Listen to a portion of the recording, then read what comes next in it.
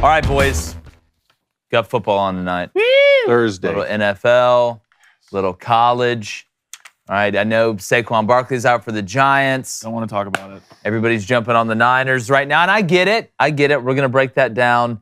Got a heck of a show. But, man, I'm excited about this Georgia State Coastal Carolina game tonight. Yeah. Yeah, there's some weird, wonky stuff that goes on in that game. Road teams won the last 6 times. You don't see that a lot. They play good football, man. They do, man. Interesting to see Grayson McCall. Just hopefully Tim Beck doesn't ruin him.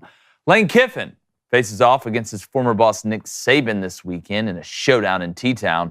Justin Fields takes shots at the Bears coaching staff, which is more shots he takes to open wide receivers in the game. And Matt Moscona is going to join us to talk some LSU and New Orleans Saint football before we get to call-ins. I'm Jake Crane, and welcome to Crane & Company.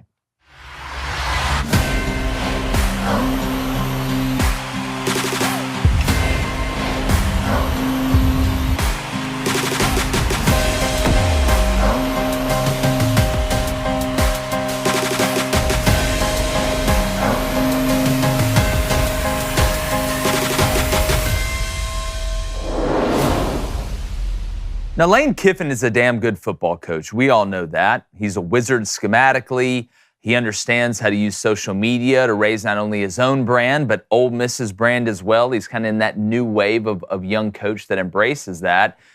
But it's time that he finally wins the big one against Alabama at Ole Miss. Now, when you look around the SEC, the Rebels, for the first time in a while, look to be able to compete at the highest levels of the division and the conference, maybe even make the conference championship game for the first time. They have depth and they have experience at key positions in a year where there's not a lot of continuity in the SEC. They finally have a defense that is no longer just a swinging door where they have to pray just to outscore teams to win. Now, I will say, it's not like Kiffin hasn't beaten any highly ranked teams at Ole Miss. They did take down number 7 Kentucky last year, a team that went on to finish 7-6. And they've beaten some other teams that have hovered around the top 10. But it's time for them to finally break that glass ceiling of winning the SEC West and moving past the Kiffin-Saban matchup. Now, the fans deserve a chance, being from the SIP, to actually sip from the Cup of Champions. Now, they did tie for the SEC West Championship in 2003, but LSU won the tiebreaker and ended up playing in the championship game. Now, Kiffin can be the guy to end that streak, and there's no better time to do it than right now because the SEC isn't going to get any easier in the future, adding Texas and Oklahoma, and this year's kind of an anomaly with the SEC not being as strong as it normally is. Now, the schedule this season also sets up beautifully for them as well if they can take down the Tide on Saturday. You get LSU at home, Arkansas, Vandy, and A&M at home. You have to travel to a developing Auburn who's not at full strength and a Mississippi State team that looks less than formidable so far, even though we know the Egg Bowl is always super drunk. Their biggest test or hardest game looks to be at Georgia. But if you take care of business everywhere else, then the West is yours. The time for talking is done in Oxford and joking around and fun at press conferences. The time for walking is here. Now, Bama doesn't seem to be the juggernaut that they once were, and Kiffin taking down his former boss in Tuscaloosa would be a huge cornerstone for this season, this program, and the fan base in Oxford. We're bringing my co-host, former Michigan quarterback David Cohn, former Western State Colorado wide receiver Blaine Crane. Kind of a funny stat. Vaught, who's, Vaught Hemingway is named after the most famous coach, one of the most famous coaches in Ole Miss history, won 27 games through 4 seasons at Ole Miss. Lane and then went on Saturday. That'll be his 27th win. He's going to break the record. Vaught had 26 wins through 4 seasons. I want to give a shout out to my buddy Jack, who dropped that nugget to me. So, look, Ole Miss, I don't think is ever going to be, and I think Ole Miss fans will agree with me, a dynastical team in the SEC, a team that is going to go on a run where they win 3-4 SEC championships, turn into Bama, whatever. But they can always be very competitive and have a team that has a chance to win it every 3 to 4 years. And when you look with the way the stars align, with the schedule, with what they have returning, with Alabama being down compared to what they normally are, at least what we've seen so far, this is Kiffin's moment. This is the time. Yeah. You just saw Sark go in and do it, all right, at Texas. I'm not saying Ole Miss is as good as Texas, but if Lane's ever going to do it, and I love the joking around and all that stuff, and it's great, but at some point, you got to get over that hump, man. Yeah. And there's not a better opportunity for Ole Miss and Lane Kiffin to take down Vader than this Saturday. I don't think we'll hear the "get your popcorn ready" line this week. You won't hear that. I was talking with one of my neighbors last night who's an Ole Miss fan. He said, no matter how much hope we have, it always ends in heartbreak. And I said, hey, man, I felt that when he said that. A couple interesting things here. Man, Nick Saban's going to have to face 3 of his former offensive coordinators this year. That's what happened. Already lost to Sarkisian. You got Lane Kiffin coming in. You're going to play Jimbo Fisher later in the season. That's just one interesting narrative. And then you were talking about going on the road at Alabama and Georgia for Ole Miss. I don't think another SEC team does that. I think Ole Miss is the only team that has to go on the road to Alabama and to Georgia this season. But, you know, I went back and looked at some of the footage for Ole Miss against Tulane because that was really the strongest test that we've seen. And you can't say like, oh, that was just some group of 5 team that Ole Miss, you know, kind of overlooked for much of the game because Tulane's a great football team. And you went on the road. A lot of people picked Tulane to win that game, and they were up with 6 minutes left in the third. Now, Ole Miss ends up taking care of business late in that game, but you saw the turnover by Jackson Dart late. All right, and he was able to bounce back from that and make some big throws in the fourth quarter. I think that's really what this is going to come down to me because Alabama's clearly going to ride with Jalen Milroe. Will they tailor the offense around him, like we've been saying, and get him on the move, Q power, Q draw, all that kind of stuff, rather than 3-step drop, 5-step drop? That's Alabama's side. They got to go deal with that. But if it turns into this back and forth game where it's close, is Jackson Dart going to turn the football over in key moments? Because Lane Kiffin's going to call a similar game that Steve Sarkisian called. We broke down the plays the other day. I mean, running that ping concept against quarter, half, you're going to get all the same stuff. These are the brightest offensive minds in the game. But Quinn Ewers didn't turn the football over for Texas, and they're able to hold on and win late against Alabama. That's what I'm looking for. And then is Ole Miss going to get pushed around up front the way that they did against in a lot of moments in that Tulane game? But you have an offensive line for Alabama who we've been talking about the size of them, but they haven't been pushing people around. I mean, they're barely beating South Florida. A lot of interesting things here, man. I'm just going back and forth on this game. Yeah, and Blaine, I mean, you look at it, there's a bunch of different ways to dissect it, but you always start with health, right? Your best ability is availability. Availability, baby. Quinshon, I know the Franklin kid at wide receiver that they said is good to go. He's a hell of a player. Quinshon Judkins, he's beat up. Obviously, that's your horse at running back. Is he going to play? I think he's going to play. They held him out last I think he's going to play, but he's going to be on a snap count. Yeah, again, the game's always won and lost up front. We look at the pass rush, Alabama not being able to get to Quinn Ewers. Jackson Dart's a lot different player than what Quinn Ewers is. There's obviously a lot more, quarterback design runs. You run the zone read aspect of it. Jackson's, I think he's fine on the move. His biggest problem in the past has been not seeing intermediate defenders. It seems like most of his turnovers aren't deep balls. It's not in the quick game necessarily. It's in that intermediate passing game. Seeing Will, seeing Mike, seeing Nichols, seeing down safeties when they buzz down and it's man free and you got one in the sky and it's manned up everywhere else. What the biggest question, you hit it right, the nail on the head. Tulane didn't have Michael Pratt. That's one thing, right? But the way that Tulane was able to box with Ole Miss up front and stop the run, because there's a common misconception that guys like Lane Kiffin and Lincoln Riley and Josh Heupel and Kendall Briles and Garrett Riley, they want to throw the ball around, right? No, this is a run-to-pass offense. Right? This isn't an offense where he wants to go and throw it 45 times against Bama. Now, if Bama's going to sit there and heavy up the box and give them matchups on the outside, then that's another story. But Lane does want to run the ball. If Ole Miss, they don't have to be elite in the run game. If they can just be good enough with Lane dialing up, schematically what he's going to do from a route combination, alignment standpoint, personnel standpoint, looking at groupings, that to me is Ole Miss's best chance. Oh, I never worry about Ole Miss's offense with Lane Kiffin. It's not the reason they're losing this game. It's because they average giving up 42 points a game against Power 5 teams who won 9 games, right? He's 1-19 against Power 5 teams who's won 9 games. Yeah. He beat Oregon in 2011, 38-35. It's the only game. I mean, Heupel's got him one. South Carolina's got him one.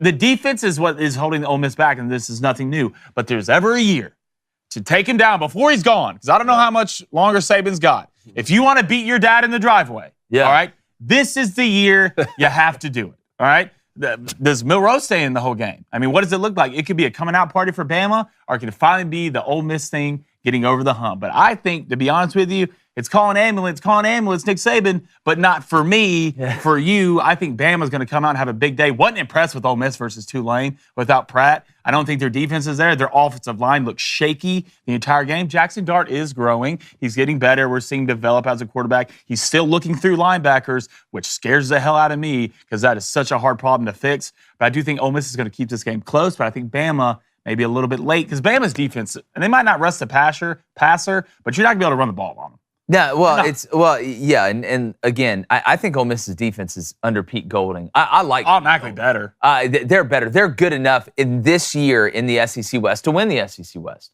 How many times can we really say that? How many times can we say that to me, they're more balanced than they've been in a long time? Mm-hmm. Now, Jackson, I know they put the hand of Sauron on him like they do the Oryx with his face paint before the game. Yeah. Right? I believe in I love that. it. I believe in that. I love it. But here we were talking earlier and I got asked, does it mean less if Kiffin were to beat a Saban team that may not be his best? No. This means as much. It's getting over that hump. You talk about the dad in the driveway, right? Mm-hmm. Your dad, your father's not his college age anymore. No. He's not at his best. But the first time you beat him in the driveway in basketball, it doesn't matter if he was 24 or 44. Mm-hmm. That's the game you won. And I think the thing with Ole Miss fans, I love what Lane does with social media, right? I think he's embraced kind of that wave in recruiting. Some of the stuff he says, it is what it is. But like all jokes aside and all trolling aside, eventually you got to go get one, dog. Yeah. Like, you got to go get one. 1 in 19. And not only, you got to go get one against Bama. Not only would it not mean less to beat Nick Saban in a year where they're down. I mean, look, you got to beat him however you can. But even take away the Nick Saban thing. If you go on the road and beat Alabama in Tuscaloosa, that's something you have for the rest of your life. I don't care who the head coach is. I don't care how good Alabama is or how bad they are that year. It's tough to go on the road and win a game in Tuscaloosa, which you saw what that did for Steve Sarkisian just a couple weeks ago. You watched your older brother do it earlier this year. How great. It was funny. You say older brother. He was Nick Saban's OC after you. He came in after you already left. That's so true. like, you know how great of a feeling it'd be for Lane Kiffin if he beat Nick Saban the last time. Can you imagine Twitter, X, whatever it's called, if they win that game? Lane's gonna be hell. Lane's gonna be hell on that app. But we want to know what you think. Make sure you hit that subscribe button. Make sure you hit that like button, thumbs up button, whatever you call it. Turn those that notification bell on as well. And we got call-ins today. We're going to open the lines at 8:15 a.m. Eastern. That's 7:15 a.m. Central. So make sure you get your calls in. If it's busy, the minute we take a call, it'll be unbusy. We don't have, it's in AT&T's phone board. We don't have a million lines, but we got enough to be able to get in. 999. But we're going to get to the chat in 1 second. But first, guys, look, you want to know what's in this cup? It's coffee. You want to know what type of coffee? It's Black Rifle coffee. You want to know why? Because I'm an American and I like drinking good coffee. I don't want to drink any of that hot dog water everybody else has. All right? I have it every morning. I don't even know if caffeine does anything to me anymore. I think it's just a placebo effect. But if you want great taste, listen what I'm about to drop on you right here. They have ready-to-drink cans for people that have no time to brew coffee if you're running a hurry-up, no-huddle offense as well. All right? But they just launched their Halloween pumpkin spice collection. Oh, this right here? Yeah, featuring the Headless Horseman's Roast. And listen to this. Buckle your seatbelt, David. The ready-to-drink pumpkin spice espresso. And I know some like, oh, pumpkin spice. Oh, pumpkin spice. Come on, man. Fall, baby. It's fall. All right, fall into it. Grow up a little bit. All right, you don't have to make fun of it. Embrace it. If you don't like pumpkin, guess what? That's fine. They've got other stuff like Gunship, or I don't know. Please say you don't like Gunship. Yeah, please say you don't like Gunship. Hold on, what's that noise outside? Yeah, that's my house shaking. Yeah, that's a great point. All right, what do you got over there, David? Well, I got the Headless Horseman with Ichabod Crane here, but what I just realized, and I had to Google it, Ichabod Crane does spell his name like the bird. He does. He's not part of your tree. Well, Ancestry.com did. Okay, is it a cousin? Yeah, well, it's cousin by like friends. You know, you say like my friend, like this is my cousin. But ever since the Headless Horseman stuff, we don't mess with it. Yeah. Weird stuff. I don't want that. I got Ichabod Crane and I got Blackbeard over here. Yeah, Blackbeard's delight. That's exactly right. So make sure you check out Black Rifle Coffee. Stop running out of coffee. Sign up for the Coffee Club subscription. Go to blackriflecoffee.com. Use our promo code BOOSTER, BOOSTER, at checkout for 10% off your order. That's blackriflecoffee.com. Use that promo code. You get 10% off. Black Rifle Coffee, America's coffee. Yay. All right. Also, merch. We're going to put the link in the chat. You want to help the show? Maybe you want to donate to get a question asked in the YouTube chat. I tell you what, go buy some merch, and then we'll find out that it was you, and we'll ask your question in the chat, Blaine. That's your mission for today if you choose to accept it. We got some great stuff we want to add in there, but the way capitalism works, you buy all the merch, then we put more stuff in there. Got a couple new shirts and designs we really want to throw on there. All right, let's get to the Booster Club. Jay Hudson, Reflection, $5 donation. Appreciate look at it. yourself. Bros. Bro. Going to have a second boy in December. Yes, I did a dono for that. Deal with it. Yes. I want a dono to you, Congrats, man. brother. Congratulations. Congrats. That's awesome. I'd love to see it. You should name him Jake. Don't do that. Do it. All right, let's go to Matty Ice, 1994, also known as Night of Hot Karate in the Garage situation. Look for Ole Miss to get their wide receiver, Zachary Franklin, back from injury, one of the top wide receivers in the transfer portal. Yep, came over from UTSA. One of the reasons I think you're seeing that UTSA offense struggle. Look, Ole Miss receiver group's legit. Like, they're legit. Let's go to Sean Pennison, hashtag Ask Cranico. How long before they pull Milroe again? Again, I mean, you've seen what's behind them. Yeah. I mean, it's not like you're sitting there just. It's not like a Joe Milton, Nico situation where you got some huge big time freshman that you're super duper excited about. Ty Simpson, you saw him. He obviously, you saw a couple good things, but he's not ready. Don't think he's ready for this moment. If Jalen Milroe turns the ball over, eventually you do have to take him out. But if they tether the offense to where he's not just 3-step, 5-step, I'm gonna go through this. They actually, try and stop fitting a square peg in a round hole. I think Jalen Milroe is going to have some success. I would not be shocked to see Jalen Milroe have at least 2 rushing touchdowns on Saturday. I like that pick, and I heard from inside Tuscaloosa that Tyler Buckner is not getting any reps this week. I wouldn't give him any reps. Tyler Simpson and the freshman Dylan Lonigan are getting the second team reps right now. They moved him up. I mean, you watch Tyler Buckner throw the ball. He's got so far to go to be able to be effective. I mean, that's why he threw the ball at Notre Dame, too. That's why when they got him from the portal, I was just like, it wasn't like, hey, come over here, you're a 9th-year senior, you want to get into coaching, you'll basically be a GA that's in the quarterback room, whatever. He's a young guy. Like, Tyler Buckner will not be at Alabama past this year. I think he'll transfer down. All right, let's go to Sean Ketchsever. What's up, Shawnee? Hashtag Ask Crane & Co. Is Lane Kiffin and Lincoln Riley of the SEC always decent, but never is going to win the games that matter? Look, until that USC defense, if we're talking about Lincoln, until they achieve balance, they're not going to win a national championship. I talked about that before the year. That's all we've talked about. When it comes to Lane Kiffin, I don't think it's as lopsided as it's been with Lincoln. But, yeah, it's in that same vein, right? It's in that same, you may not be living on the same street, but you're in the same neighborhood. Again, you don't win championships if you don't have some semblance of team balance. Now, that's not saying you have to have the best defense in the country and the best offense in the country on the same team. That's not what we're saying. What we're saying is you can be an elite on one side of the ball, but you need to be at least above average on the other side of the ball, and we just haven't seen that.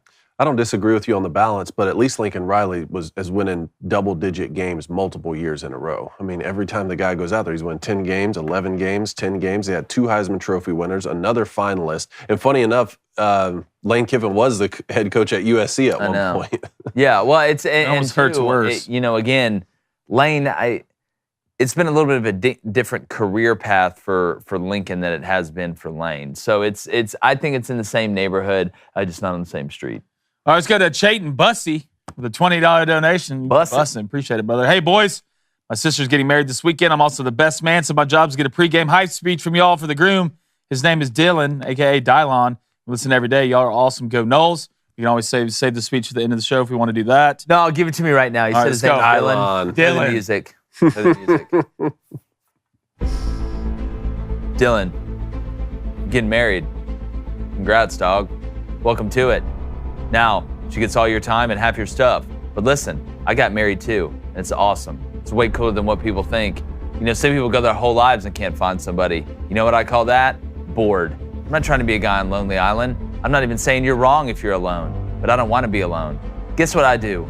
I go to work, I watch the games, and then I go home and have a beautiful wife there waiting for me that cooks amazing grub and also have 4 beautiful animals. It's great to have a family, and you're starting one. So congrats, Dylon. You spit hot fire. Top 5 rappers I ever heard, Dylon, Dylon, Dylon, Dylon, and Dylon. So go tie the knot, because lonely, you're not.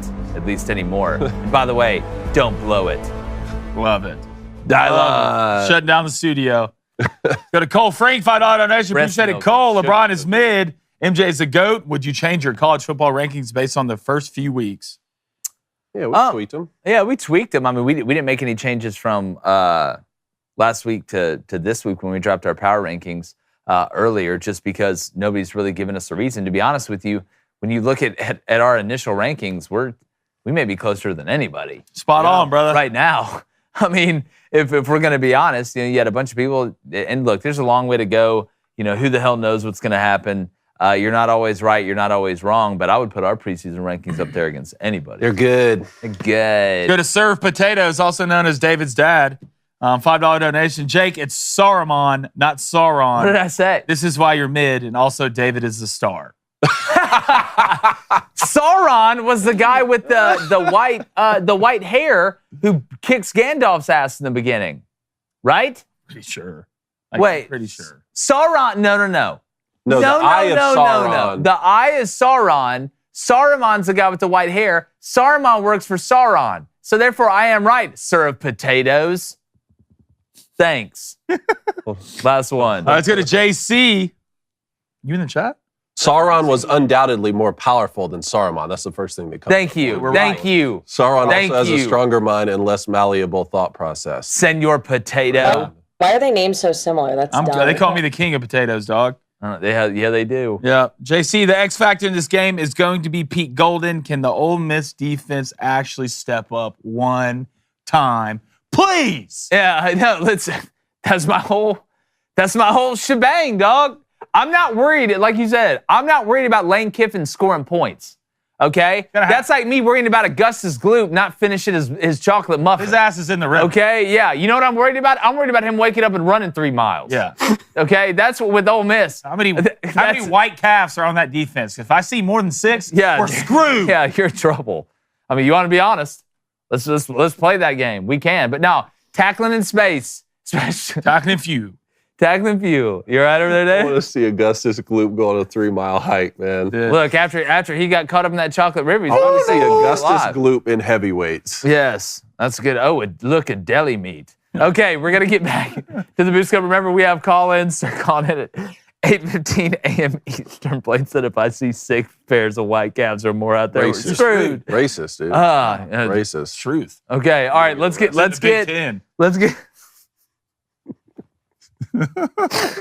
get to the NFL power rankings. And David, explain to people how we do this, because I love the way we do this. Round table, live in the moment. All right, each of us, we just go around. We pick the next team for the power rankings, and then when we get to number 10, the Booster Club weighs in. How are you going to handle that over there? Because last time it was the Packers. They picked with the 10th pick. Obviously, that just got destroyed on social media. But they're like, why aren't the Bengals in the top 10? I said, this was y'all. Y'all picked. This ain't us. I don't want to hear from you. Yeah, this ain't us. This like, get consensus. Yeah, look. So Booster Club, you get the 10th pick. I tally it up in my head, and then I throw it out there. So y'all live y'all's life. # live your life. Also, a couple things here. NFC right now, 7 teams undefeated, 2-0. AFC only 2. That's the Dolphins. How about the AFC West?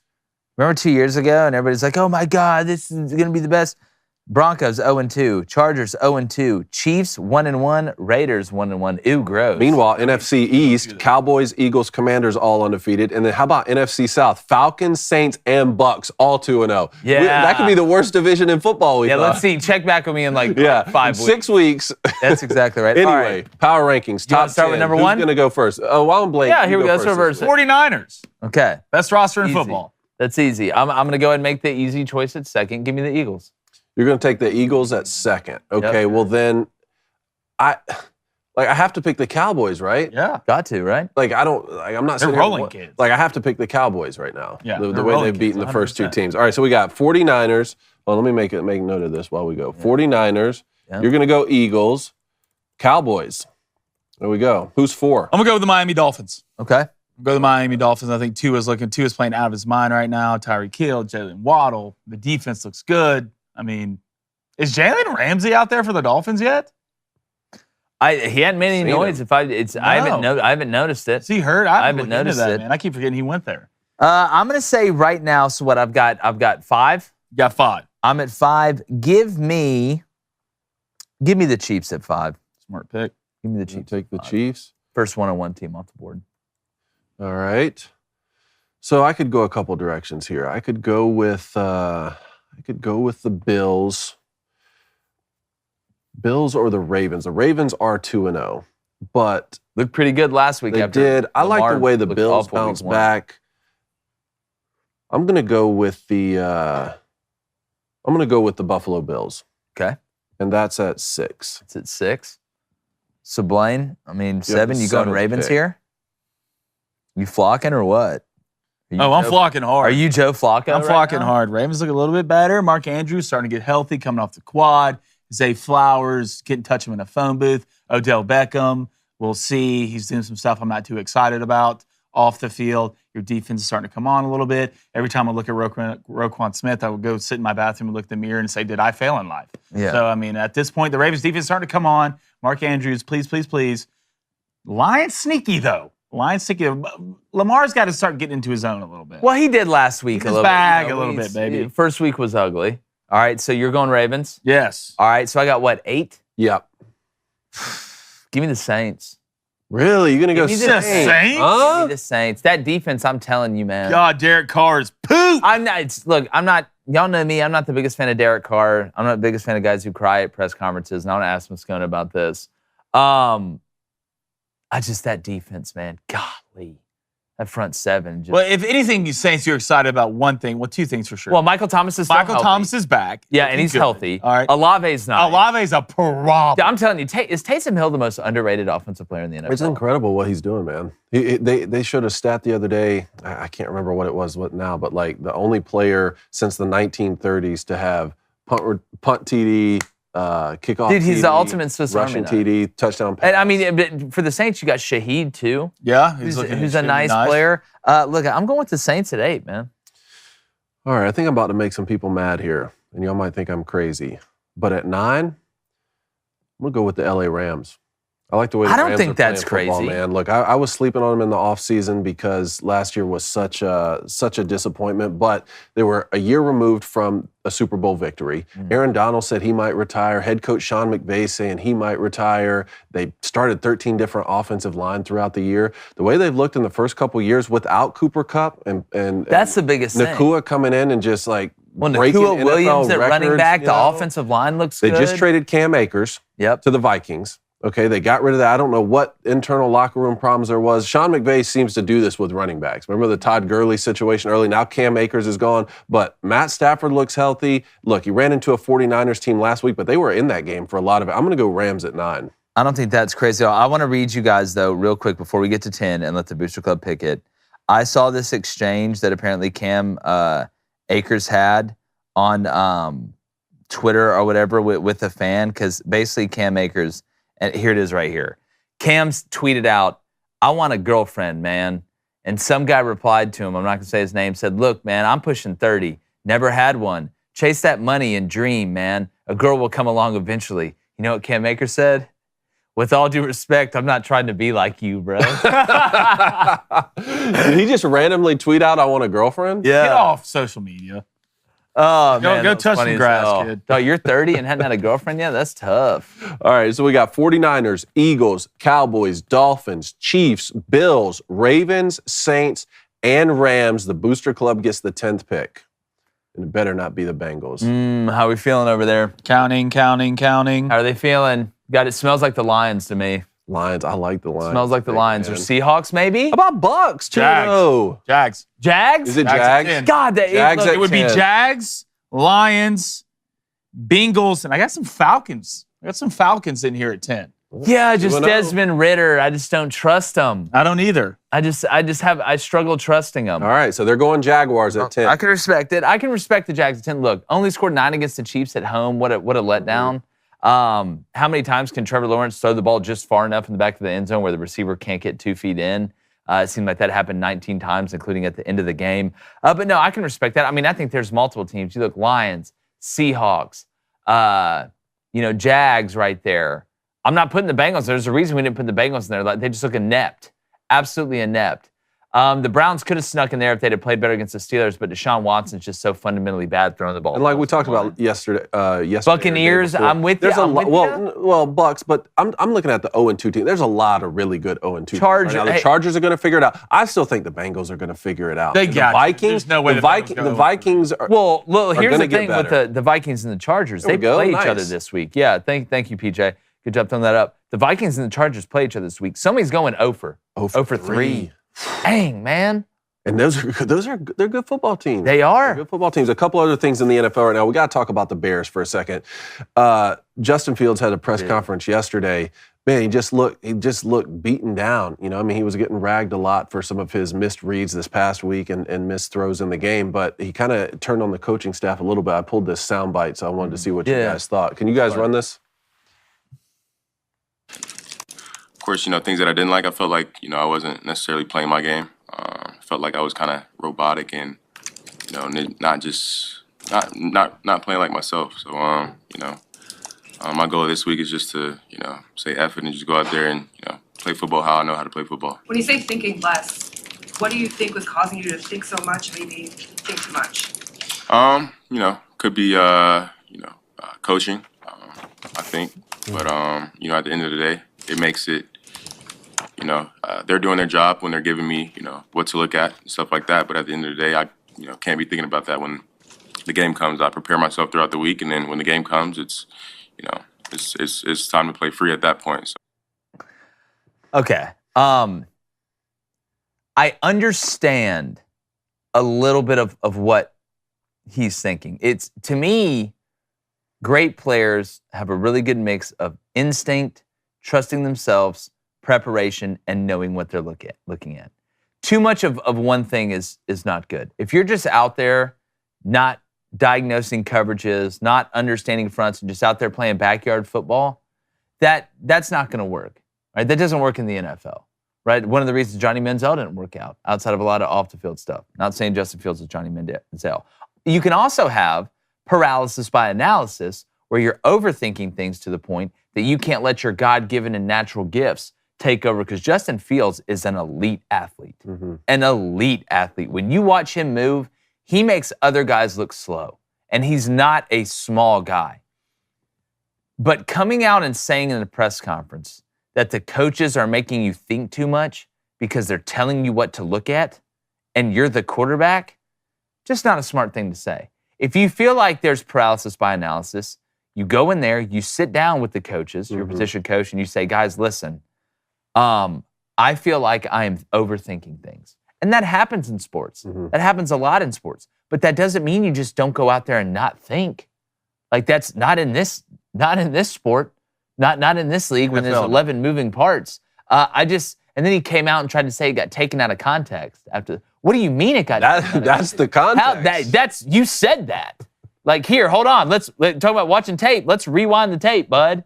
Like, you just not smart. Worrisome, right? I mean, kind of a punk move, if anything, I would say. I agree. Mean, you look at your quarterback's supposed to be what? Right, the leader of the franchise. Like, he's supposed to be the guy you come to when everything's down bad. He's the one who holds everybody up. He takes responsibility. It'd be different if there weren't guys running wide open in that game last weekend, and there was. So if you watched that game, which I did, Justin Fields right now, he's a great athlete, but man, like, NFL thinking is part of the game. All right, it's not the coach's fault. All right, the offensive line is terrible. I get it. Your personnel up front's bad. You've been running your whole life, your whole career in the NFL. I get that, but doing stuff like this, it's not a good move, man. It makes you look kind of like a. Well, like most of the time we see the problem with coaching, it's play calling. I've never seen somebody come out and complain about the coaches because they're telling you what to look at too much. You just called yourself dumb. Yeah, like basically. That's really what it's. I mean, I've never seen this before. And it could be, I don't know, it could be something else in terms of, like, it's not good with the Bears right now, right? So I get that. Like, DC just got his house raided. Like, so that's where I was going to go next. It actually gets worse from this for the Bears because the Bears DC, Alan Williams, has resigned from that position to say that he's focusing on his health and his family right now, 3 games in. Now, there's some allegations on social media, which I'm not going to say because it could ruin someone's life if we're wrong, and the facts are going to come out. But one of the rumors going around on social media was that he got his house raided. ESPN reporters and Ian Rappaport and some of those guys, they said the FBA did not raid the building, the Bears facility. So I don't know what that means for Alan Williams' house or whatever, but what we do know as a fact is he has resigned from his position, and Eberflus is going to call the defense. He called the defense last week and probably this week too. Man, this is a disaster. Got his house raided? I don't know that. Allegedly. Allegedly. That part's a rumor. Allegedly. But you know he resigned, though. Yeah, what make are sure you and doing say for that allegedly. to happen? Just an absolute disaster. But we got Matt Moscona coming up. Let us know what you think about the NFL Power Rankings. Where are we right? Where are we wrong? And remember, the Booster Club picked the 10th. Oh, also quick, tonight game. We got Giants at 49ers tonight, too. So don't forget that. Yeah, look, Saquon being out, Daniel Jones is, look, and I like Matt Breida. I mean, I say that he tore us apart when I was at South, and he was at Georgia Southern. He just absolutely tore us apart. Yeah, David. Congrats. Listen, 10.5 point spread tonight with the Niners. Yeah. I think it could be ugly. I'm trying to figure out a way, and I know the Giants came on in the second half, and Slayton looked good. Hyatt caught a few passes. Waller looked good on the interior. You're going up against Optimus Prime tonight in San Francisco, and they're licking their chops.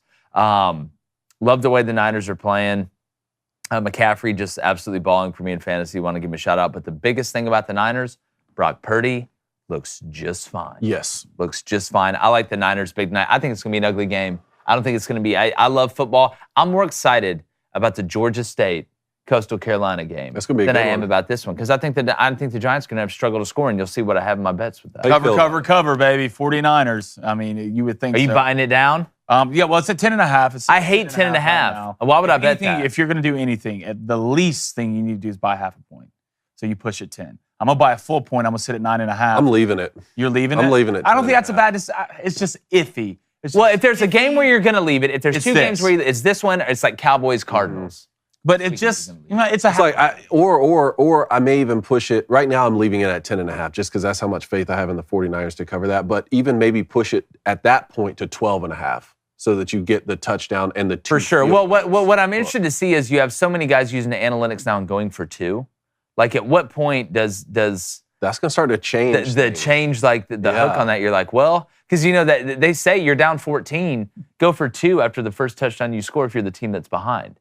Like, in my mind, I'm like, what? Like, who made that decision? Yeah. Like, who are y'all? Like, they're like, well, the card says this. Like, okay, who makes the card? Yeah. It's like in pods. Like, all right, who made the voting machine? I want to ask: did the guy who made the card ever play football? Yeah, I need to know. Like, where's Jonah Hill sitting in a room somewhere talking about, hey, go for two here? How about like somebody just tried to told his buddies like, hey, how much you want to bet I can convince people to start going for two when they're down 14? And he works for the sports books. That's exactly right. What about the over/under at 44? I like. Well, I'll tell you, one of my bets, I'm taking the Giants total team points under 16.5. Okay. I would rather take that than the under. I'd rather take that than the under. I agree. A little Booster Club action. Quickly. Got a simple Jack. $5 donation. My mama makes you happy. Handle was going to come. Oh, for sure. After that, I was still laughing about that. $5 donation. He says, is Missouri going to win this week against a talented Memphis team? Okay, hey, real quick. If you bet the Missouri game, there's I kept looking at that Memphis line. I'm like, okay, what's going on? Brady Cook, questionable. Oh, no. Yeah, so you threw that one out there. Like, to me, like, I'm not touching that game now. Not touching it. Coming off a huge win at home against Kansas State, who, by the way, that Kansas State UCF line's at 5. And I think Will Howard's going to play. John Reese-Pullman's hurt. I know the backup looked pretty good last week against Villanova, but guess what, buddy? We ain't dribbling a basketball. Where is it? It's at Kansas State. And it's our first Big 12 game. They're coming off a loss. You're right. It is at home. Like, I'm sitting here trying to figure out, like, all right, who's making breakfast? Like, who's putting what in the breakfast? Because that one's just weird to me. But I like Missouri to win the game, but I am not touching that. I wonder if it's down. I wonder if the spreads even went down now that he's questionable. Scanning. If Brady Cook wasn't questionable, and I like Memphis. Someone cooked here. And I like someone cooked here, and it was Brady. Silverfield, the head coach at Memphis. I like Hennigan, the quarterback. He's a good player. But if Brady Cooks doesn't play, I'm not. I know it was a quarterback battle going, through fall camp with the Horn kid and all this stuff. I'm not touching that game. Don't touch it. It's 4. It's 4. Kansas State -4. It's -4 now. Down. On down. God, I got the sharp at -6.5. Down. What's going on? How is that at 4? Gus Bus. Kansas State's defense. Gus Bus. I mean, Luther Burden ain't out there. That's what I'm saying. Like Luther Burden beat Kansas State. Look, let's not act like Kansas State's a bad football team now. Like, I've watched UCF play. Yeah. Okay, they're not world beaters by any stretch. And John Reeves Plumlee's out. Is he officially out? Yeah, he's out. Mm. Got that Mikey Keene kid in, I believe. No. It's that's not him. It's McClain. Timmy McClain. Timmy. Sounds like Bruce Willis's son off Die Hard. It does. Jimmy. Yeah, Jimmy. Jimmy. I'm cruising the closet. Nathan Johnston, $5 donation. Appreciate it, Nate. AJ. Can we please get a compilation video of Blaine's funniest comments making Jake break his script? That'd be kind of funny. That would All right, be. let's go to Jay Huddy with $2 donation. He says, hot take. Notre Dame going to beat Ohio State by 10 or more Saturday. Whoa, 10 or more. If you 10 or believe in it more. that much, dog, I'd put some paper down on that. We're going to make our picks tomorrow and also our Saturday game day guest. Oh, boy. It's a big one. Pretty super duper stoked about it. Okay, let's go to Garrett Frank. He says, y'all seem to go out of y'all's way to not talk about the Cowboys. Y'all can't even give them credit for rolling 2 weeks straight, which we just did. Betting New York Giants week 1 really left y'all sour. Garrett, I don't know what show you've been watching. Did I just put them 3rd? Yeah. Here, Justin, Third. pull the graphic back up. 3rd in the whole NFL. Pull the NFL Power Ranking graphic back up. Scanning. Yeah. So we have them 3rd. They beat their in the opponents NFL. 70-10 so far. And I literally just said they have been rolling kids the last 2 weeks. So Garrett, I don't let know if you wanna me be invite frank. a shaman in here, a priest. Yeah, Garrett, let me be Yes. frank for a second. I don't know what else you want. I mean, the Cowboys look great. Y'all are really good. Yeah, they look Y'all great will- so far. But look, when Dak blows it, I want you to come in here with that same energy, okay? I want you to come in that same energy. But Garrett, we still love you. And guess what else we love? All right? Meal planning, I'd love that. healthy meals, fresh meals, and saying hello. One of the reasons we love HelloFresh so much, all right? They get that you want options when it comes to what to... They get that you want options when it comes to what to make for dinner, all right? Not just the same old thing all the time. That's why they offer 40 different recipes to choose from every single week. 40. That's a ton, all right? So you'll never get bored and can always find something new to try and love. And it's more than just dinners, all right? You can stock your fridge with easy breakfasts, quick lunches, and the freshest of snacks. Just shop HelloFresh Market and add any of these tasty, time-saving solutions to your weekly box. Go to HelloFresh.com/50booster. That's HelloFresh.com/50booster and use our code 50booster for 50% off. That's half off, all right? That's basically half free, okay? Plus 15% off for the next 2 months. That's right, 50% off your order at HelloFresh.com/50booster. Make sure to use that promo code, all right? That's a 50 with booster at checkout to save that additional 15% for the next 2 months. HelloFresh.com/50booster. America's #1 meal kit. You need it. I like the Want pork it. tacos. You have to have it. You have to favorite. have it. Dude, HelloFresh sent us some seafood too. Like would they send you like the pre-made meal, like in the box, whatever? Perfect for Reed. My wife's a pescatarian. There you She go. can read minds. Yeah, she can read minds. And she also just doesn't eat red meat. She just eats fish. Yeah. I didn't know what that meant for like 2 months. So I was afraid like if she got cut, Little she Kevin wouldn't Costner stop bleeding. SeaWorld But situation. apparently that's something else. That is than something not being else. Waterworld, pescatarian. excuse me. Yeah. All right. Speaking about a guy, I need to say this. I went on after further review last night. Okay. Did you? What was the review show- on that? The show. Well, it was after the further Further thing we review, talked yeah, about. And apparently Matt Moscona has never seen a Lord of the traitor? Rings or Harry Potter, and I got shamed for that. So without further ado, let's bring on Matt Moscona, a guy who's never seen Lord of the Rings or Harry Potter. Matty, what's up? Proud to say that I've never wasted that many hours of my life watching Disgusting, Matt. a young schoolboy wizard or whatever the thing about the guy with the beard walking through the mountains. I'm good. Really My good. boy. Imagine if you put that movie together. Like an episode of Dateline MSNBC. It is together. Gandalf and Dumbledore's the same guy. Yeah, it really is. But Matt was like, look, I'm a dork. I was like, you're a dork that hasn't seen Lord of the Rings. Yeah, and Harry Potter? then how are you a dork? Yeah, I was like, I told him, I was like, You I'm not watching like Yu-Gi-Oh? T-Bob. I'm not dressing up, going up to fight Kylo Ren. Cosplay? Yeah, I'm not doing all that stuff. But I mean, at the end of the day, Matt might be out there cosplaying. You don't know that. huh? Matt might be out there Zero chance. cosplaying. No, Dude, Matt you know ain't me that well enough to know. Come on, dude. Yeah. What do you mean? Not dressing up I'm as the Naruto? squarest guy in the world. Yeah. But Matt, I want to start off with LSU. And, the Florida State game, especially the second half, the game plan offensively, and you can blame some of it on the game plan, you can blame some of it on Jaden not pushing the ball down the field. They seem to have made the adjustments they needed to make to look like the team that a lot of us thought they could be. I picked them to beat Georgia in the SEC championship game. I know Mississippi State isn't going to win the national championship by any stretch of the imagination. But how are you? How was the feeling down there after watching the way Jaden played, Malik played, getting Mason Smith back, and letting Harold kind of play, normal linebacker with some exotics built in? Very similar to a year ago, right, guys? I mean, LSU lost to Florida State. And then one of the real interesting storylines, I think, nationally in college football last year was LSU's development throughout the year. They went from a team that looked awful against Florida State. Last year, people remember the block PAT at the end of the game. What you forget is that was a horribly played football game. LSU muffed 2 punts.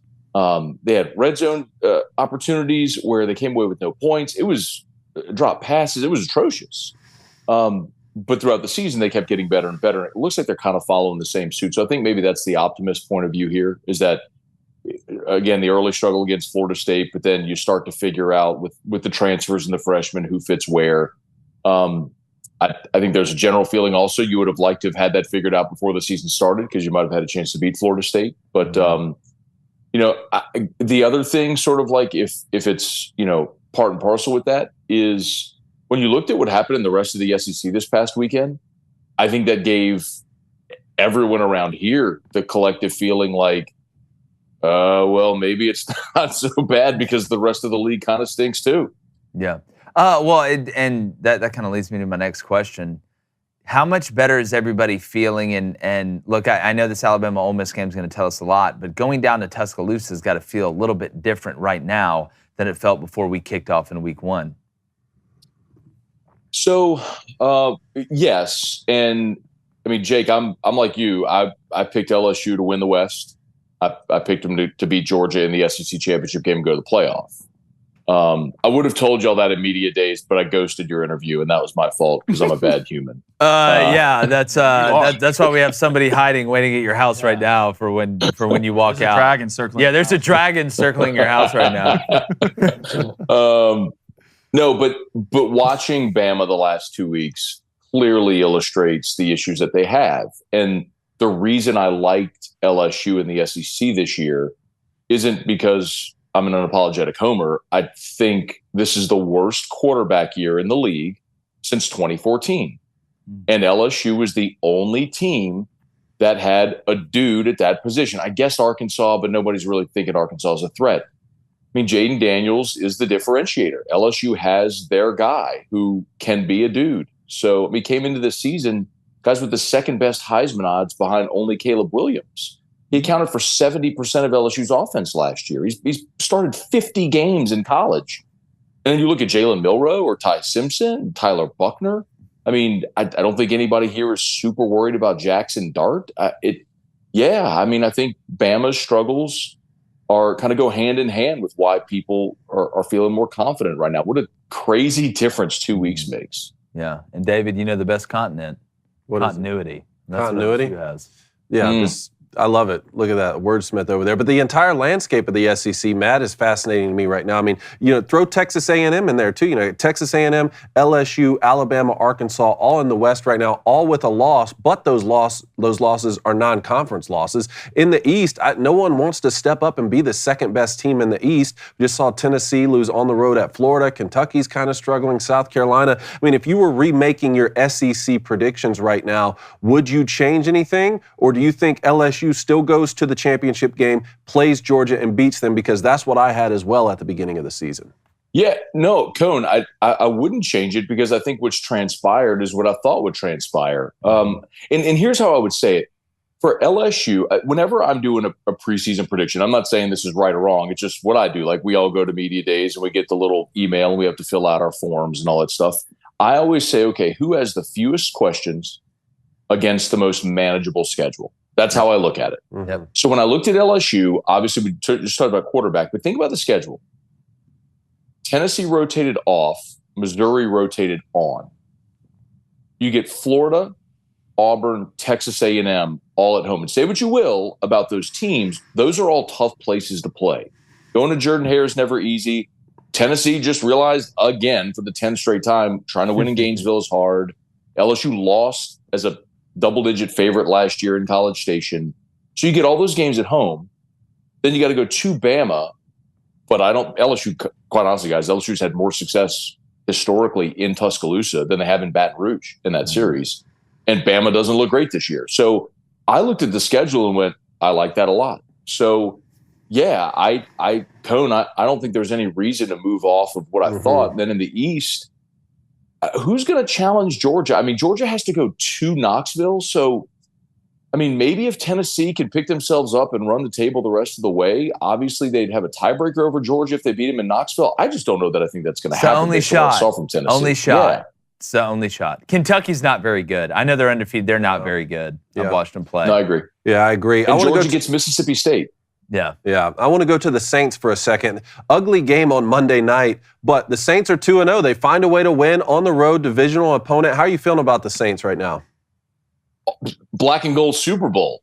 LFG. Come on, y'all. You kidding me? We got LSU versus the Saints. LSU versus Saints. Who you taking? I mean, are you kidding me? You got Trevor Penning over there at left tackle, but it doesn't seem to matter that he couldn't block me. We got one of the Carr brothers at quarterback. Let's do this thing. Yeah. No, look here. I think the Saints defense is awesome. That's apparent. Yeah. Dennis Allen, I do not believe will ever be a great head coach, but I think he is a fantastic defensive coordinator.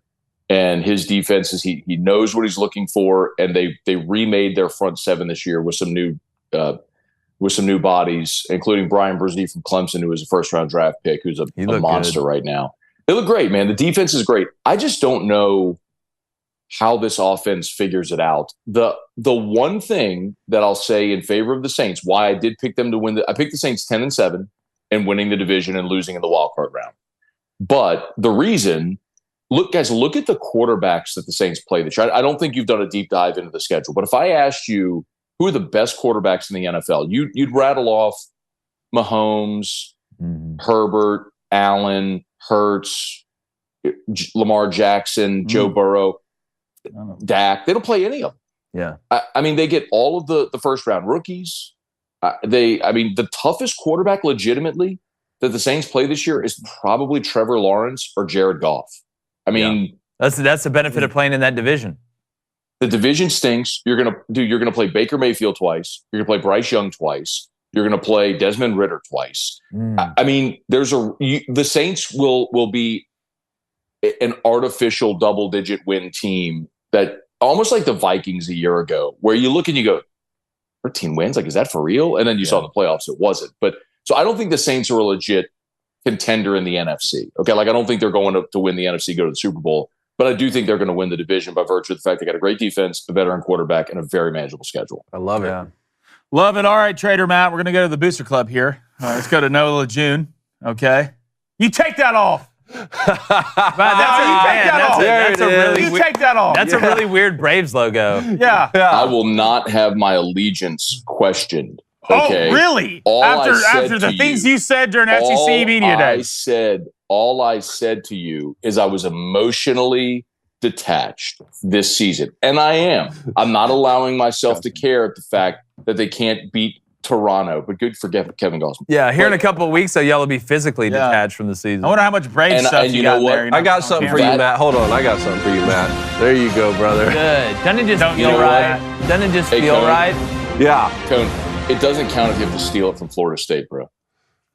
I'm a Rangers fan now. Yeah. Okay, Cone did the same thing you did. Yeah, Cone switched up. He's a Rangers fan now. I'm over here like Jon Snow pulling the sword out. I'm just kidding. I'll always be a Braves fan. I will not allow fan. my words to be twisted. What I said was, I'm emotionally detached. You did say that.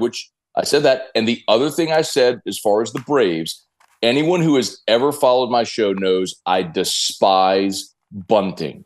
I'm a never bunt guy. There's a reason in baseball. There's a reason in baseball, in Major League Baseball, why bunting is at a 40-year low. It's because there's never been more analytics, and the analytics show that that is not analytically the best play. There is never a situation where mathematically you are more likely to score a run when you give up and out. There is literally not a single mathematic probability where you're more likely to score a run when you give up and out. So I told you that there are only 2 teams in the history of baseball that had not had one sacrifice bunt before the All-Star break. And it was the 2023 Braves and the 2022 Braves. So for that, I salute them for saying, you know what? Never bunt, swing away, hit home. Well, that's why when they hired Kent Murphy to be the hitting coach in 2022, I knew it was going to work out. Only thing I heard was that I'm a Braves fan. All right. No one wants to know, what are the chances that y'all beat Ole Miss and Mizzou back-to-back on the road? Doesn't feel likely. I would tell you LSU will be a favorite in both games. And I do think that they will win both games. Ole Miss having to play Bama the week before LSU is a huge advantage for LSU because Ole Miss is going to go play Bama, and that's going to be a tough physical game no matter what. And I'm not worried about Missouri. The game I'm worried about is Auburn because I do believe Auburn with Hugh Freeze will beat someone this year they have no business beating. And they have an open date before they come to Baton Rouge, whereas LSU has back-to-back road conference games before they host Auburn. So if you're looking at where's the landmine, I think it's Auburn, not the 2 you mentioned. All right, so go to JC. He wants to know what's your thoughts on the Ohio State Notre Dame game this weekend. Your buddy Brian Driscoll over at Notre Dame says what's up. Dude, y'all buried that guy. We had that poor dude. That poor dude. Well, he buried himself. Yeah. He buried himself saying that stuff about Brian Kelly. Oh, man. Sorry, very reasonable question, you know. Yeah, God David set him up. No. I did not. You threw the oop. You threw the oop. You can either dunk it or you can get hung.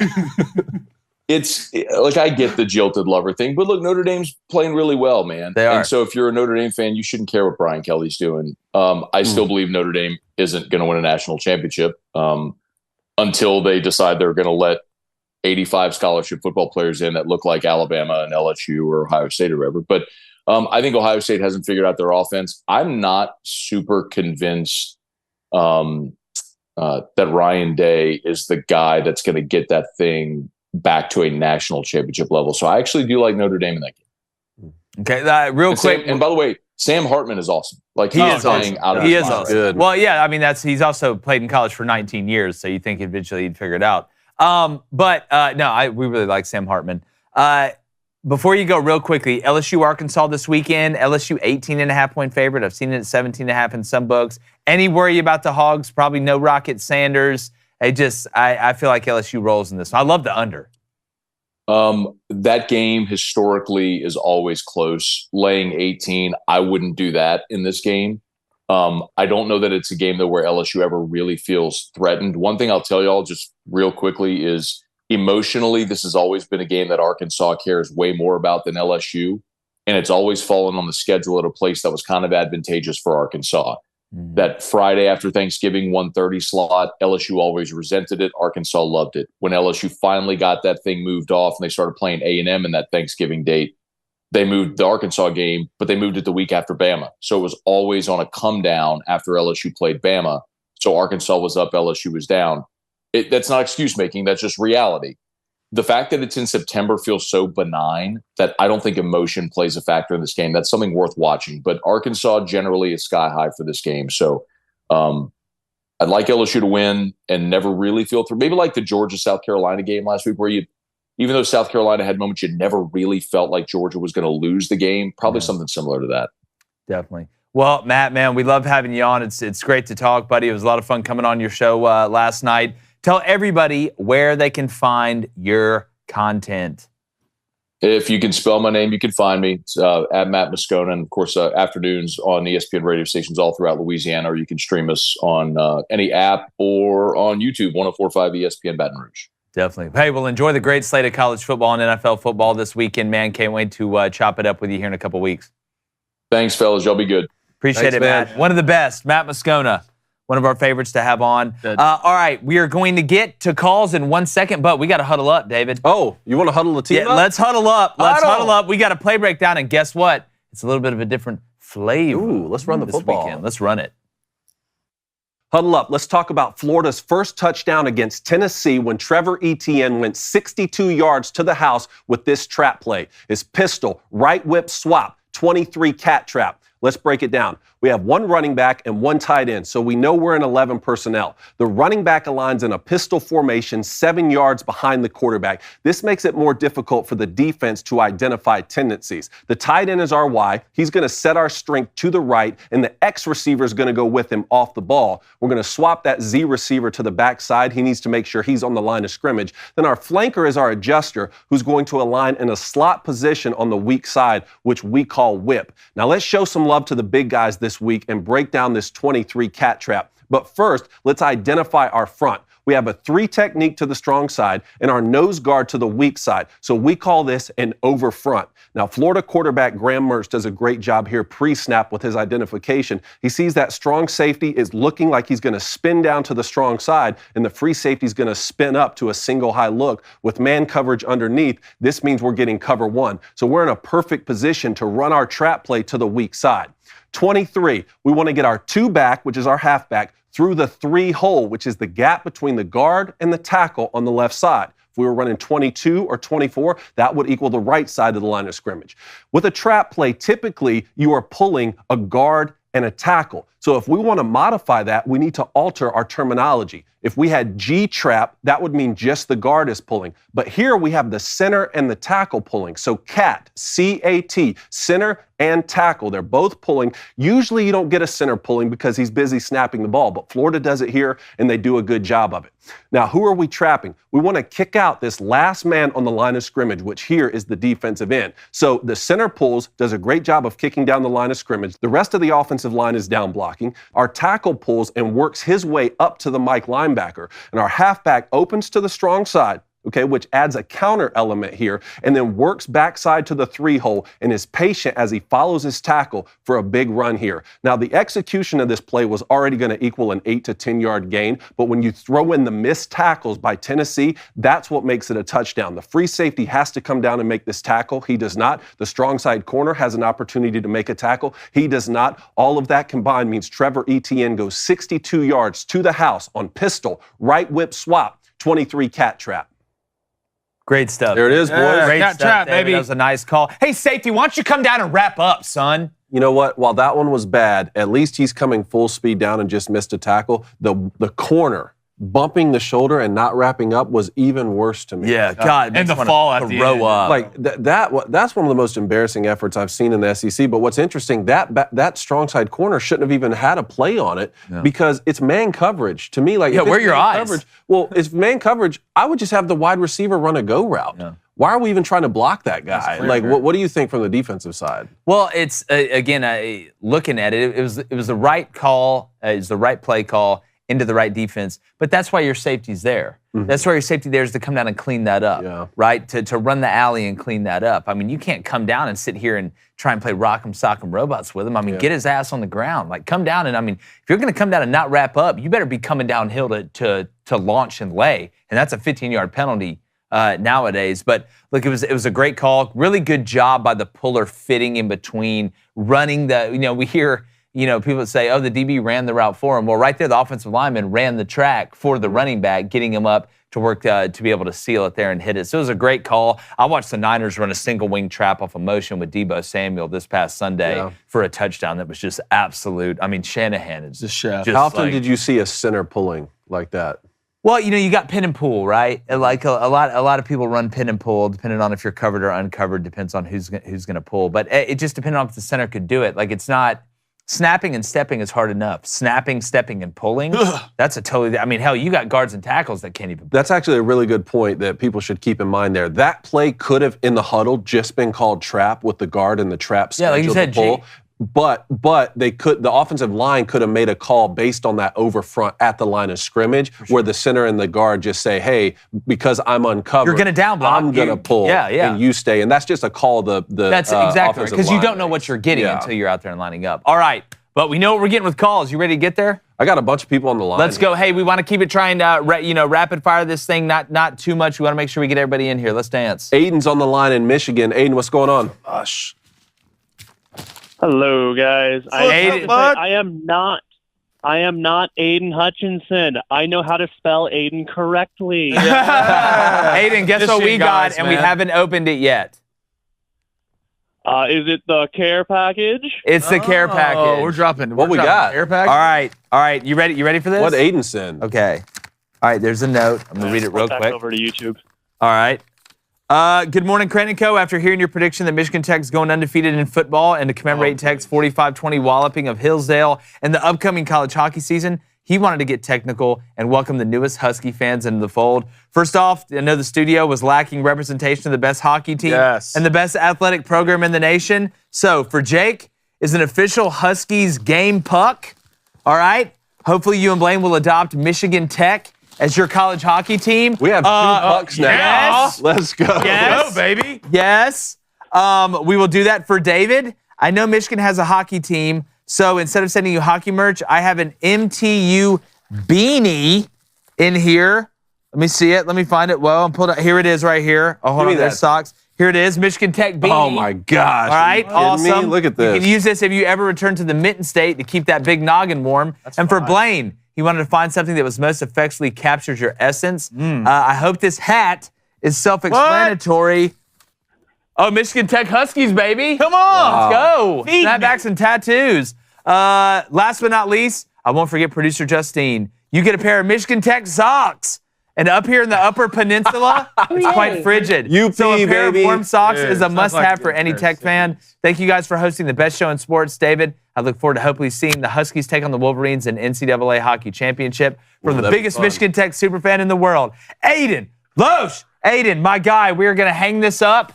In here, we got a Michigan Tech. Let me see it. Yeah, I got a little Michigan Tech flag here. Socks for PJ. Bro, we appreciate it. And thanks, Aiden. And tomorrow, Blaine, you got to read these hockey names. No, you from Michigan didn't. Tech. Dude, thank you, Aiden. Thank you so much, bro. This is awesome. All right, this weekend, Michigan Tech's taking on Upper Iowa. It is going down in Iowa. It's going down. Hey, it's going down. Look, we're repping Michigan Tech. All the way. All right, we rep man. Michigan Tech. Michigan Tech and Smart Tech. That's what we rep. But Aiden, thanks so much, my friend. You're the man. Thanks, buddy. Talk to you next week. Have a great day, guys. Appreciate it. Thanks, buddy. All right, we got Hunter in Arkansas. Hunter, what's up? What's up, guys? What's up? To be second caller. I was a little late there. Oof. Hey, look, you got to be ready when your number's called, man. Do you volunteer as tribute or what? I'll volunteer. I'm not going to talk about Arkansas today. I'm actually going to talk about what I think is going to be the game of the week this week on What do you got? Saturday. What do you got? The Notre Dame Ohio State game. Yes, sir. See, I'm not a big Notre Dame guy, but I respect the legacy of Notre Dame, except for Rudy. He was Coach off Lou Holtz, coach at Arkansas and coach Notre Dame. Yeah, see, I mean, greatness. And Ohio State is my least favorite Big Ten school, so I'm going for the Irish this week. Wow, Hunter. Give me what's your key? What is your key to victory for Notre Dame this week, Hunter? Let the running backs of Notre Dame eat. Okay. You saw how Ohio State struggled against arguably running back 2 for Michigan last year. Let Notre Dame's running backs eat, and then just let Sam be Sam. Don't complicate simple things. I agree. And look, Ohio State hadn't faced a team that can run the ball very well yet. I'm accord. We're going to see. Yeah. We're going to see what Cal. And to make David happy, Michigan is my favorite Big Ten team. Golly, how about Hunter. that? Did we just become best friends? Y'all should. Y'all should go do I college. get it. I'm wearing a Michigan Tech hat right now. I understand that. That's, Aiden sent That's that. different, though. Like, I can root for South Alabama and right Auburn. Here, right here, Hunter. I'm right here with you, man. Hey, Hunter, I agree, man. It should be a hell of a game. We're going to make our picks tomorrow, or give our keys to victory tomorrow, and then make our picks on our Saturday game day special. So make sure you check that out. Who's the guest picker this week? Should we give initials? Just go ahead and tell him. Should we give initials? David Pollock, baby. DP in the house. DP in the house. Let's go. Yeah, that's right. That's right. Oh, One ring to good rule one. them all, and in darkness shall bind them. See, I hit the high harmony there. See, Matt wouldn't know what that is. No, he wouldn't You have. wouldn't know what that is. Not cool. Thanks, Hunter. Thank you, Hunter. Fix your heart, buddy. Not broken. I want his heart to be broken. Oh, is that heartbroken? No, that's not heartbroken. That's not heartbroken. No. Well, it's I think right now, my house I think and right get my now a lot wife's of name Arkansas right. fans' hearts are broken. Yeah. After a tough one against. Hey, what a way to bounce 4-year-old. back. Yeah. Go to Baton Rouge. I mean, Maybe get a win. Yeah, good luck. KJ Shefferson. Come on. Yeah. Jefferson. KJ Shepperson. Whoo, got the omelet. All right, thanks, Hunter. All right, we got Sean. Sean in Baton Rouge. Speaking about LSU, we I got a Sean feeling in Baton about this Rouge, one. Got a man. feeling? What's up, Sean? I got a feeling. Down, down, down, down, down. What's up, Shawnee? Hey, good morning, guys. Morning. Really quick. So you had a gentleman call in yesterday who's from Arkansas. I think his name was Piggy Bolt, and I wanted to kind of address some of the things he said. Just sort of. Is this a clapback? Is this a clapback? Said Piggy Bolt. Do it, Sean. Like I said, I just wanted to clear the air. I want to be a Clear it. gentleman. You're I wanna live, talk Sean. about, Clear it. For the Breeze Brothers, fresh start. quote-unquote rivalry that we have going on. Yeah. Aim for the bushes. So the first thing I just want to say is I respect this guy. I respect any guy who is an Arkansas Razorbacks fan and, of course, a Chargers fan. If you're a Hogs fan, I have a great sense of humor. I love that you named your mascot after the women in Arkansas. I think it's a great idea. I think it's really funny. I love it. And also, of course, a Chargers fan. I mean, you got to love the fact that they gave up one of the greatest quarterbacks in Saints history just for nothing. They just gave him up. They gave him away. And we got a chance to win a Super Bowl because of it. And so I'm very grateful for that. So I love that guy. And, he also said that, Louisiana people are drunks and we don't know what we're doing. We don't know what, like I said, we're drunks. And the thing is, I won't apologize for not having dry counties. We're not dorks. And I'm also not going to apologize for having fun. That would be rather lame. Yes. And the thing is, I need to remind him, just in case he's forgotten, that, the most famous Arkansas alum is John Daly.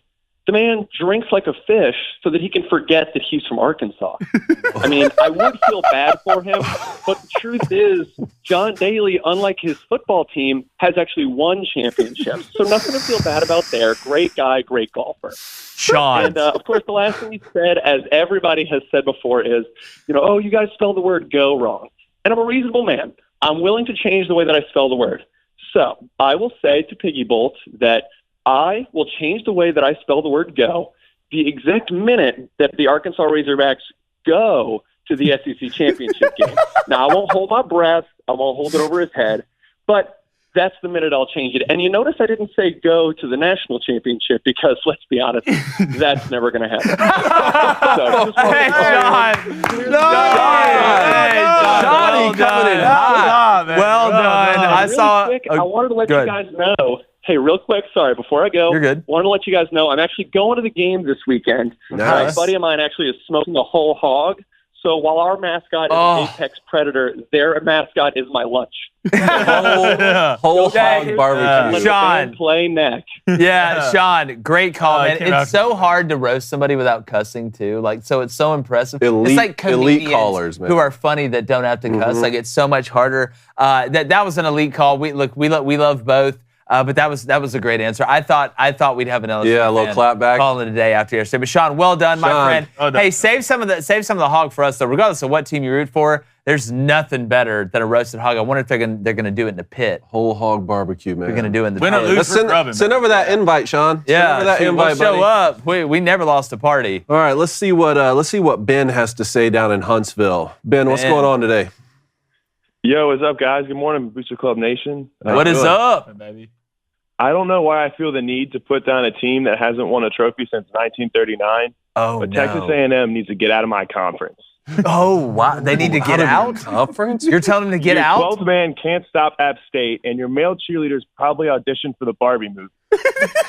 No school does less with more than Texas 8-4. Scream My mom it. told me you can't buy love and happiness, and apparently you can't buy a national championship either. You spend more money on recruits than the GDP of some countries, and that will never get you over the hump.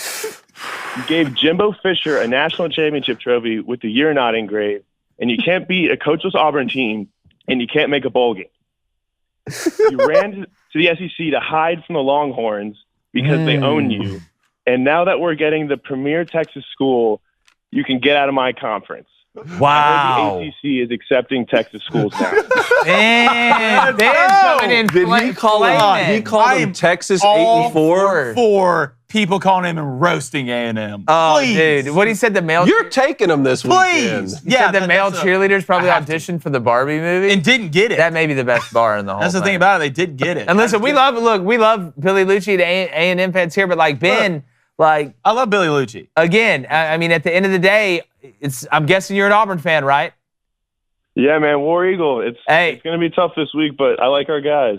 Hey, look, man, it's who the hell knows when it comes down to it. So listen, this is what it's about. High level All right, call, hey, man. Blaine, you remember hate. Water mother's dish. Ben, good job, man. Good job right there. Great call, Ben. Yeah, man, y'all have a good one. Thank you. Hey, Have a you good too, day. brother. Thanks. God, this has just descended into chaos, and I'm right. so here for it. We're slowly turning into the Joker. Alex in Florida. Alex, what's going on? How's it going, guys? What's up, Alex? Call sign is going to be Sunburnt Buckeye. Sunburnt Buckeye. How we feeling this Some weekend? Ohio love in the South. How we feeling?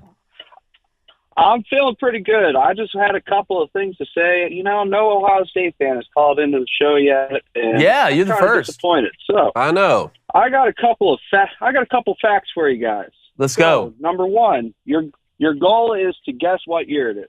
Okay. So the German airship, the Hindenburg, had its first public flight.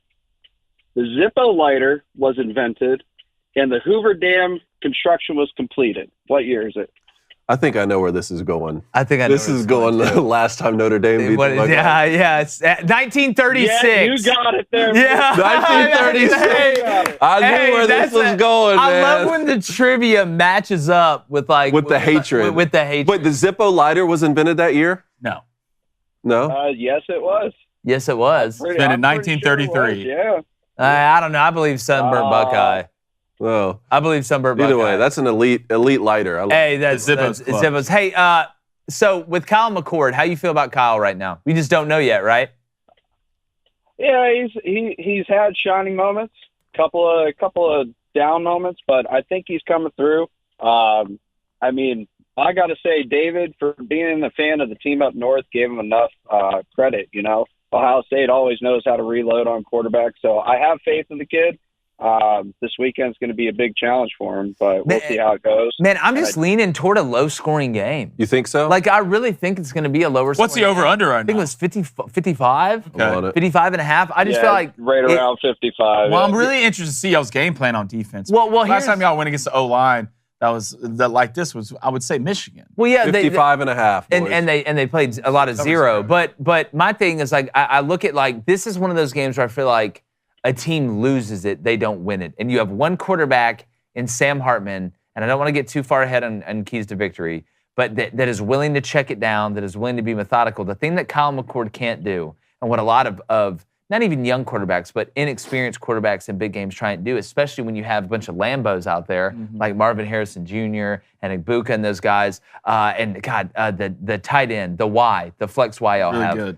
Number 5, I believe. Steve said his name yesterday. God, in I there. cannot remember his name on the top of my head. But they try and force the big play down the field. I think Notre Dame's going to run a lot of umbrella Kate coverage. Stover. Yeah, that's right. Stover, that's right. I almost called him Russell. You try and force the ball down the field and make the big play instead of taking what the defense is giving you. And that's what Kyle McCord cannot do, because if Ohio State plays well, overall I think they're the better team. Yeah. But if they make mistakes, Notre Dame's the type team that kind of can catch you in those mistakes. I think the skill position is going to be a lot to look at on both sides. Well, I think Notre Dame's in a better place right now, skill position-wise, on the back end to be able to not that anybody's in a great position against Marvin Harrison Jr. and Ibuka, but I don't think they're just going to be out-athleted the whole game. But Sunbird Buckeye, man, call in. Great call.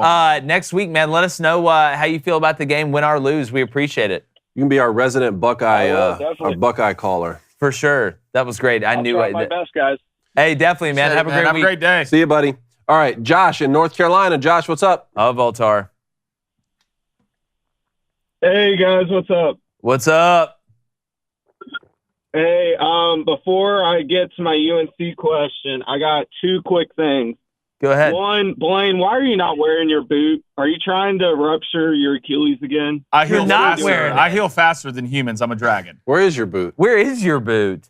He forgot. Are you already well? You're already good. Yeah, I'm walking around, baby. Flag football this week. You got a game Sounds tonight. game last night. Walked around. Felt great. I'm getting there. Look, I'm already healed. All right? It's time to put the bat back in the kids' All hand. right. Oh, God. Oh. Last week he said he's never All playing right. football again. Yeah. Well, looks like we'll be running those rope routes in the next week or so. Then. Yeah. Yeah. Look, we'll talk about it. Yeah. Don't open that door up, Baltar, please. Touch my people. Yeah. And two really quick before the UNC question. What happened to the Tennessee video? Like, you're gonna post the Florida video, then you're gonna let Tennessee fans clap back. Don't even post the video. Then David Cohn breaks down the Florida play. Like, is there a Florida fan in the set somewhere just looking around? Didn't we post y'all's video first? Yeah, I thought we post y'all's video first. Yeah. Before the game. That was correct. Before the game, yeah, right? Look, the team that wins gets the play breakdown, Josh. I'm sorry, man. No, I know what he's talking about. I know what he's talking about. Hey, we'll put out the Tennessee answer. We'll put out the Tennessee answer to Florida today. Yeah. Which, I mean, Smoking Gators on the line after you. So, yeah. Oh, God. Oh, no. Hey,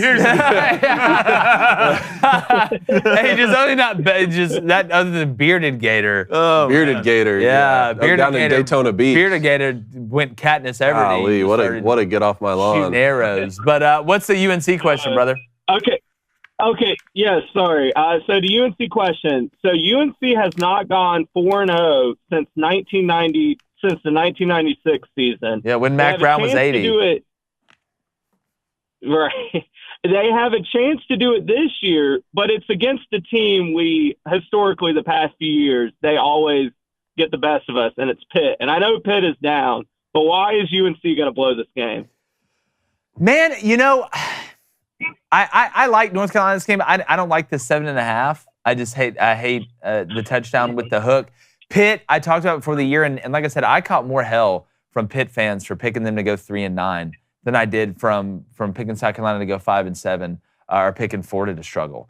And again, Pitt looks exactly like the team that I thought they would be. Jerkovich is not a good player at quarterback, and they're not as physical as they have been on the defensive end. I don't think North Carolina blows it. I think Drake May elevates the players around him so well. That they win the game. I think their defense is better. I don't think their defense is great. Again, didn't look great against App State, but it's a lot better than the Swiss cheese factory that it was last year. I like North Carolina, but I don't know if they cover. I don't know if they cover the 7.5. I like North Carolina too. I do too. Appreciate it, Josh. Thanks so much, man. Altar, baby. Yeah, thank you. Thank you, buddy. We'll get that pushed out today. All right, we got Smoking Gator. Hey, you have 30 seconds here, David. What's going on? David. 30 seconds because I wrote a long roast down after what Voltar and Glegby said yesterday. I heard them talking smack, and I wanted to say something of my own. Go ahead.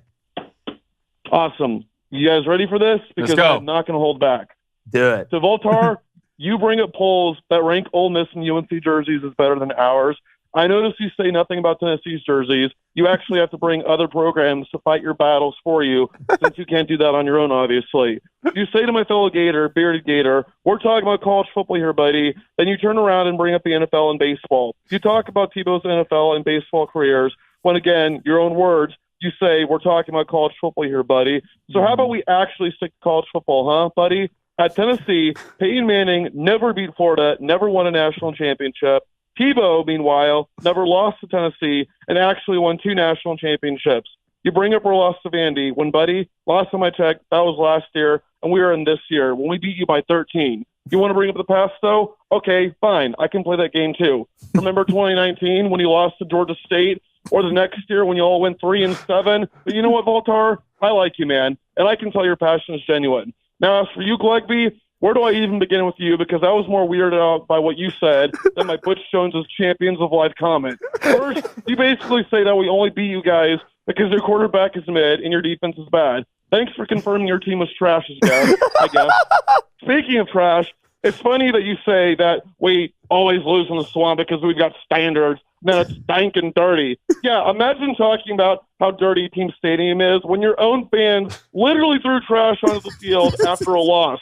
The lack of self-awareness from you is just astounding. You bring up the refs, which is just straight loser talk when it comes to a game where you got smacked, emphasis on smack, by the way, by double digits. And that is what an actual SmackDown looks like, by the way, not that cute little 5-point win you got last year that you were bragging about. You say that the best NFL player to come out of UF is Tim, the loser Tebow, that same loser who, again, never lost to Tennessee, and in his 3 years as a starter, beat the Vols by an average score of 37-13. But for our best NFL player, my gosh, you fool. Have you literally never heard of Emmitt Smith? I knew that was coming. Who holds the NFL record for career rushing yards and career rushing touchdowns? Who has more rings, by the way, than the best player to come out of your school, Peyton Manning? Because last time I checked, 3 is more than 2. You bring up the fact that Tennessee has more wins in their history than we do. Yeah, I would certainly hope that would be the case, since you guys got started as a program 15 years before we did.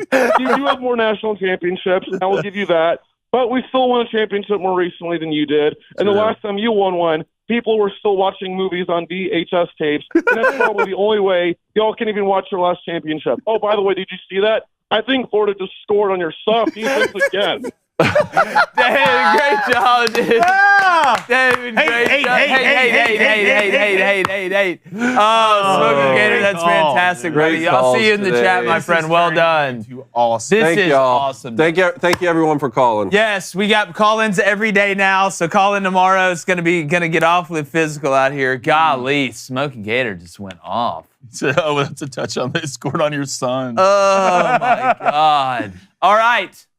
Fellas, got to have that. Another good day yesterday. Nobody's talking about it. Shout out to the Nationals. Mark that under things I never thought I'd say. Here's what I got tonight. All right, I'm going to go one NFL and one college, but I'm going to put out my 2 college football bets on social today, 27-20 overall in college football. Here's what I got. And I got to read my Pythagorean theorem one at the end. Don't let me forget that. Oh, I got to do my speech from last month. I'm going Giants, total team points under 16.5 tonight. No Saquon. I know Daniel and them figured it out a little bit in the second half, but you're going up against, speaking of Saruman and the boys on defense today with the 49ers, that's -110. And then Coastal Carolina, Georgia State, over 62. Love the Granger kid at Georgia State. Really throwing the ball a lot better. 72% completion percentage this year compared to 58 last year. He was more of a runner. Still is a hell of a runner. The road team has won this game the last 6 times, which is absolutely nuts. I do think we have a higher scoring game.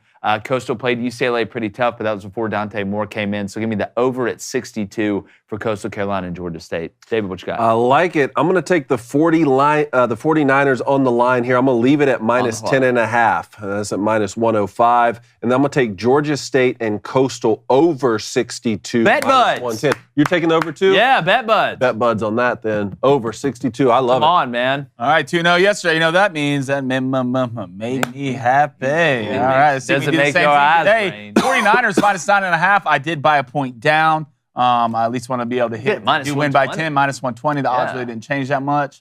And another bet I was looking at, 49ers to score every quarter. This isn't a touchdown. It can be a touchdown, field goal, safety. Regardless of what it is. That's going off of +125. There's another bet I saw out there that I think is almost a guaranteed hit. Really? Joey Bosa with a sack and the 49ers to win. It's going off at -122. So I might throw a little cheddar cheese on that as well. I like it. Ace, he's going to go 49ers TTP. You know me. Over 27.5. That's at -108. And then, Brock, let's get dirty purdy. Over 1.5 touchdown passes at -115. I like that. I saw another one today that I liked, which was either team in the game to score a defensive or special teams touchdown. You said either or neither? Either. I To like score that. a defensive or special teams touchdown at plus 220 with that 49ers defense. I wonder. It could be a good one. Did you find that in the anytime touchdowns? No, I found that in touchdown odds. game props on DraftKings. I think under game props tab. Okay. Want to let everybody know, I'm going to read my Pythagorean theorem bet. I want to make sure we get to these donos Yeah. at the end. Mike RFF, it's a lifestyle, baby. $5 donation. Appreciate it. Mikey, this is getting popular during phone calls. So we have a segment called Booster Beefs. Oh, my Booster God. Beef. We were trying to think of a the lot name of roasting in the trust tree, and it's glorious. It is Booster Beefs. glorious because that's what happens when you're in the trust tree. You can feel good about it, and then hey, we're still Are you friends. really friends if you don't make fun of each other? Yeah, maybe we should have a day where it's just trash talk on the phone calls. We'll figure it out. All right, let's go to Jay Hudson Reflections, $2 donation. Appreciate it, Hudson. Hashtag Crane and Company. Blaine, put your boot on. Hey, you're not my dad. Das Boot. You're not my dad. Let's go to Colson Duggins, $5 donation. Next time we go to the swamp, maybe we'll just rip out your uprights and chunk them in the water because we're ballers like that. Ooh, I like that. Let's go to Chase Mills. Been doing my whole life. $5 donation. All right, 1 to 10. What chances would you give my boy Danny Stutzman to win the Buckets this year? Boomer sooner, baby. 1 to 10. He keeps playing like that. That defense from Oklahoma keeps playing like that. I'll give him a 6.5 and a 7, which is a pretty high grade for me. Stutzman just coming downhill like a luge competition. Go to Nathan Johnson, $5 donation. Blaine looks like Billy Madison with that hat on. He does. Damn right, baby. Billy He does. Madison. In the batting cage. You blew Catching it. off the chest. That's Happy Gilmore. All right, let's go to the poll. Who wins this weekend? Alabama or Ole Miss? I'm saying they said Ole boy. Miss 50. I hit this on the head yesterday. Ole Miss 54%. Man, you might be right. I'm just going to I'll take Alabama. I'll take the other side. Ole Miss 51%. Really Alabama Right there in the middle. 49%. Tight. Great show, y'all. Yeah, make sure you hit that like button. What's up? Quickly, SGR $2 donation. I made some good money parlaying your MLB picks. Appreciate it, fellas. You're damn right you That's did. right. You're damn right. The Get best that paper. bettors in the business. Yeah, Braves come Murphy get getting it. hit, Come but, get you this know. bread. It's a bakery around here. We appreciate you guys. Make sure you hit that subscribe button. Thanks to Matt Moscona. Got a hell of a show for you tomorrow. Keys to victory. Getting you ready for a crazy weekend of college football and the NFL. David Pollock's going to be our Saturday guest for our game day special. Excited about that. So make sure you follow us on all social medias. If you're watching on X or Twitter, hey, go ahead. Quickly, MH06 $5 donation. Buck Fama, Dumbo and Saban's pants are going to be on fire after this weekend. War Damn Eagle. War Damn Eagle, brother. All right, man. We appreciate you guys. Make sure you check us out tomorrow. And like the chances of the Booster Beefs not being fun, we're going. Gone.